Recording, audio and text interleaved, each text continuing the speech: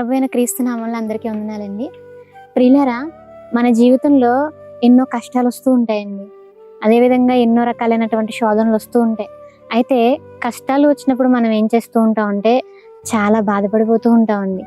బాధపడిపోయి ఏడ్చి ఏడ్చి ఏడ్చి ఏడ్చి ఎన్నో రోజులు తినకుండా చాలా దుఃఖపడుతూ ఉంటాం. అదేవిధంగా మనకు తెలిసిన వాళ్ళందరికీ కూడా ఆ సమస్యను మనం ఎక్స్ప్లెయిన్ చేస్తాం. ఆ సమస్యకి ఏదైనా సొల్యూషన్ ఉందా, ఈ సమస్య నుంచి నేను బయటికి రావాలంటే ఏం చేయాలి అని చెప్పి ఆ సమస్యలో ఇంతకుముందు ఎవరికైతే అనుభవం ఉంటుందో వాళ్ళందరినీ కూడా మనం కనుక్కుంటూ ఉంటామండి. అయితే ప్రియులారా, వాక్యంలో నుంచి మనం ఒక వ్యక్తిని చూద్దామండి. ఆ వ్యక్తికి కూడా ఒక పెద్ద సమస్య వచ్చింది.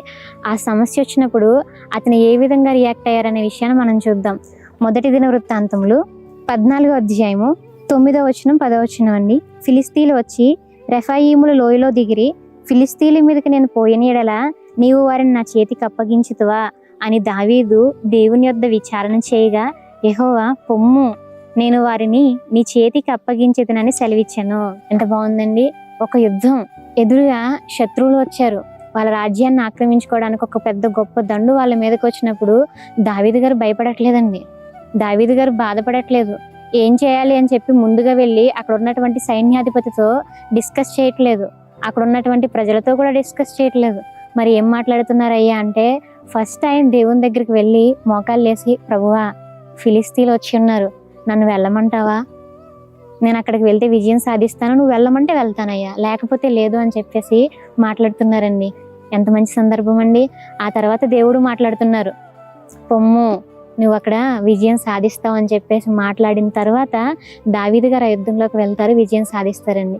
ఇలా ప్రియులారా, దావీదు గారి ఒక్క సందర్భమే కాదండి, తన జీవిత కాలంలో ఎన్ని సమస్యలు వచ్చినప్పటికీ, ఎన్ని సమస్యలు వస్తున్నప్పటికీ ప్రతి సమస్యని కూడా దేవుని దగ్గరికి వెళ్ళి ముందుగా దేవుని దగ్గర మోకాళ్ళు వేసి, ప్రభువా ఏం చేయమంటావు అని అడుగుతున్నారండి. అందుకే దావీదు గారిని దేవుడు ఒక మాట అంటారండి, నా ఇష్టానుసారమైనటువంటి మనుష్యుడు అని. అదే విధంగా ప్రియులారా, మరి మన జీవితంలో ఎన్నో సమస్యలు వస్తున్నాయి కదా, మన జీవితంలో ఎన్నో శోధనలు వస్తున్నాయి కదా. మరి ఈ సమస్యలు శోధనలు వచ్చినప్పుడు ఎంతమంది మనం దేవుని దగ్గరికి వెళ్ళి ముందుగా ప్రభువా నాకు ఈ సమస్య వచ్చిందా అని అడుగుతున్నామండి. నిజంగా ప్రియులారా, ఒకవేళ నీకు ఏదైనా సమస్య వచ్చినప్పుడు ముందుగా ఎవరెవరినో అనుభవం ఉన్న వ్యక్తుల్ని, డబ్బులు ఉన్నటువంటి వ్యక్తుల్ని, ఎవరెవరినో నువ్వు నమ్మి వాళ్ళ మీద ఆధారపడి వాళ్ళని అడగడం వద్దు. ముందుగా మనం దేవుని దగ్గరికి వెళ్ళాలి. దేవుని దగ్గరికి వెళ్ళి, ప్రభువా ఈ సమస్య వచ్చింది, నన్ను ఏం చేయమంటావు? హ్యాపీనెస్లో కాదు, సాడ్నెస్లో కాదు, ప్రతి విషయంలోనండి, ప్రతి ప్రాబ్లంలో కూడా దేవుని దగ్గరికి వెళ్ళడం మనం నేర్చుకోవాలి. దేవుని దగ్గరికి వెళ్ళి దేవుణ్ణి సలహా అడగడం మనం నేర్చుకోవాలి. కానీ మనుషుల మీద మనం ఎప్పుడు కూడా ఆధారపడకూడదండి. ఒకవేళ మనం సమస్య వచ్చినప్పుడు దేవుని మీద ఆధారపడ్డామా, దావీదులాగా గొప్పగా మిగిలిపోతామండి. ఒకవేళ దేవుని మీద మనం ఆధారపడలేదా, చాలా దారుణమైనటువంటి పరిస్థితుల్లోకి మనం వెళ్ళిపోతాం. కాబట్టి ప్రియులారా, ఈ ఉదయకాలం మనతో దేవుడు మాట్లాడుతున్నటువంటి మాట, ఎటువంటి సందర్భమైనా కానీ ముందుగా నాతో మాట్లాడని దేవుడు చెప్తున్నారు. కాబట్టి ప్రతి ఒక్కరూ కూడా దేవునితో మాట్లాడాలి. ఏ సమస్యనైనా కానీ ఎదిరించాలని ప్రభు పేరట మనవి చేసుకుంటున్నానండి. ప్రార్థన చేసుకుందాం. ప్రార్థన. పరలోకమందున్న మా తండ్రి, దయగల దేవ, ప్రేమగల తండ్రి, పరిశుద్ధుడ, ఎటువంటి సందర్భమైనా కానీ, ఎటువంటి సమస్య అయినా కానీ మీతో మాట్లాడాలి అనేటువంటి విషయాన్ని మాకు తెలియజేసిన విధానాన్ని బట్టి కృతజ్ఞతలు దేవ.